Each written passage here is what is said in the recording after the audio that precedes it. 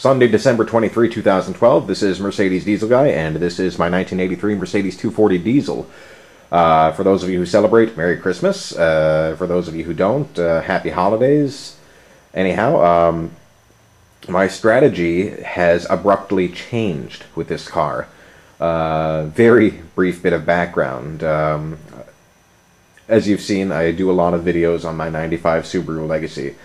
Earlier this year I had a misfire code and then ended up replacing the cylinder head, and it looked like that actually did fix the car, but the misfire code came back a couple of days ago, about 8 months after the repair, and I did another compression test, which I should have done right after the cylinder head, but I finally did it a couple of days ago, and I still have low compression in cylinder 2, which says it's not the, it's most likely not the cylinder head, not the replacement, it's actually the cylinder 2 itself that's the problem. So this means that, you know, long term I don't want to keep the car around.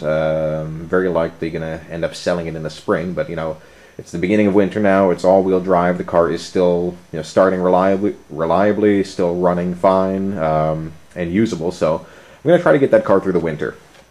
But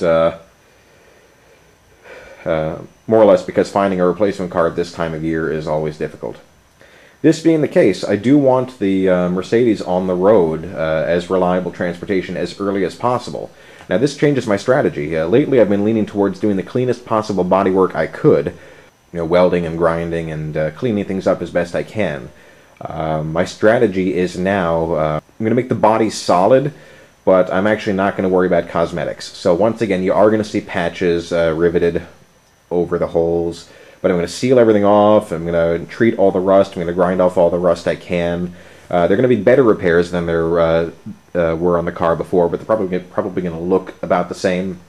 Still going to try to clean up the paint a bit, but I just don't have the time to do pretty body work. Unfortunately, this car is going to have to be pressed into service a little sooner than I thought.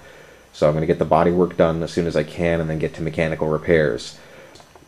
Let's show you what I got here. I got another shipment from Eastwood, one of my favorite companies for restoration supplies. And if you give me a second, I'll show you some of the stuff that I have in this box. Okay, first up, I have this here.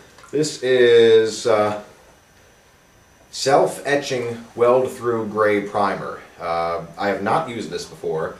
But supposedly it's going to be a nice compromise between a like a standard weld-through primer, which I hear doesn't have the best, you know, paint adhesion qualities, and a self-etching primer. So I mean, the car is not going to be completely absent of welding. I'm probably going to do just a little bit of welding just to shore up some of the riveted repairs I'm going to end up doing.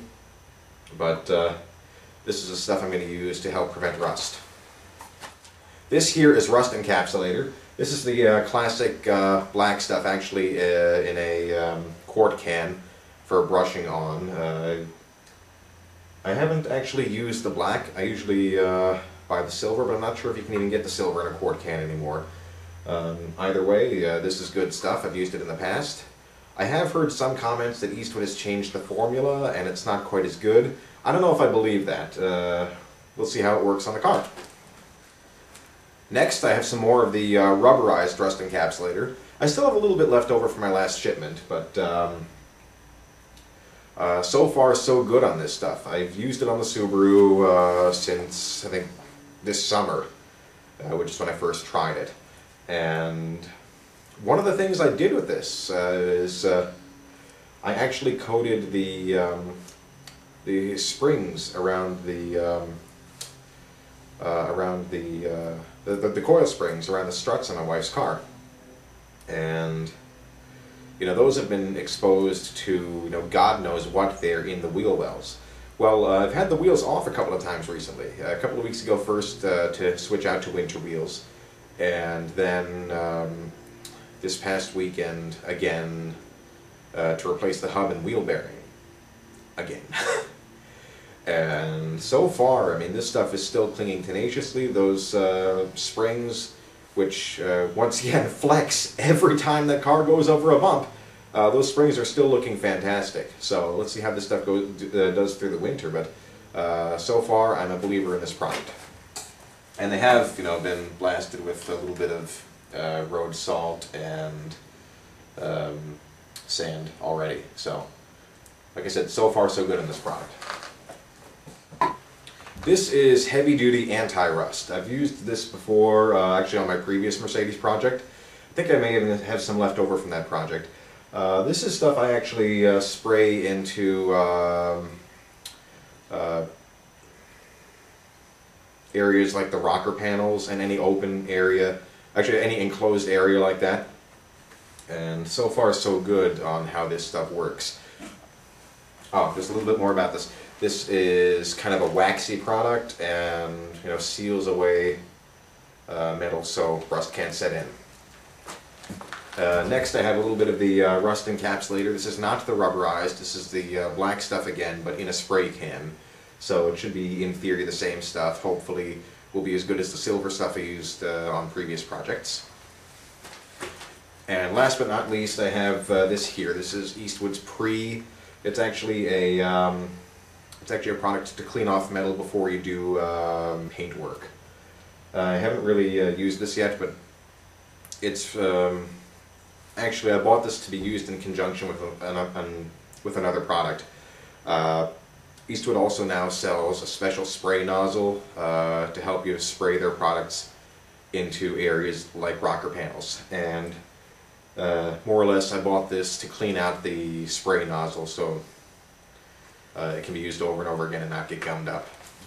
I think right now I want to concentrate on the passenger side of the car, getting that all solidified, which means of course solidifying the floor where it meets the rocker panel on the passenger side here.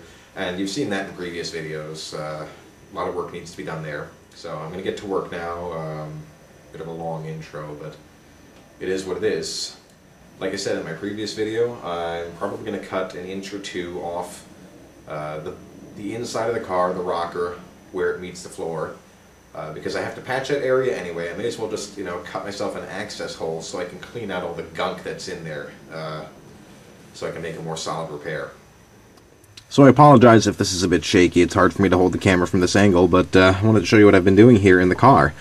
I have actually cut off the in the front here, probably the bottom 2 inches of what was left of the inner rocker panel, and the reason I did that was so I could clean out all the gunk from inside, and thankfully I actually do have access to do that now. There's a lot of gunk in here. This was, oh, this is a mixture of stuff. It's oil, dirt, this all has to come out of here, but at least I can access it now. So I'm going to cut a similar access hole on the in the passenger side rear, so I can clean out the rocker from there.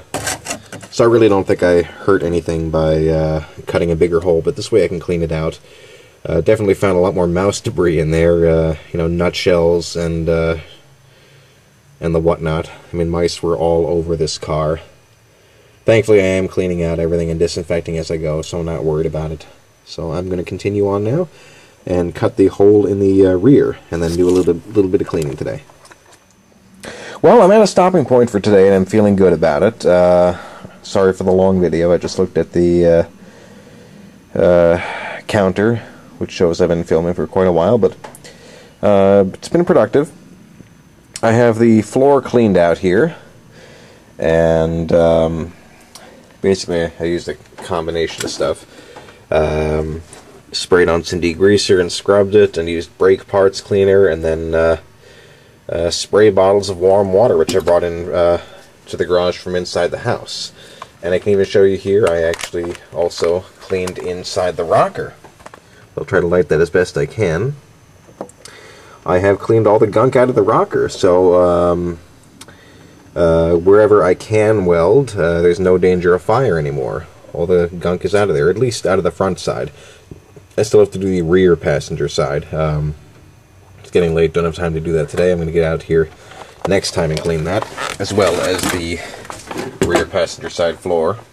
So this is Mercedes Diesel Guy, and that's it for this week. Thanks for watching, and for those of you who celebrate it, Merry Christmas.